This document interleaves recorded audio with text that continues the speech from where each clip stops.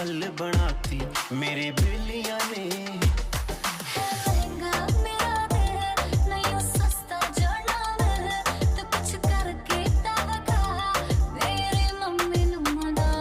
तू एक वारी कर दे हाँ, देखी पा दूंगा झटका, दे दे दिल दे विच जगह, मम्मी डैडी लऊं मना। होके नी तैयार किथे चली घर तो बाहर, तेनू कीदा इंतजार बेबी गर्ल बेबी गर्ल। होके नी तैयार चली शॉपिंग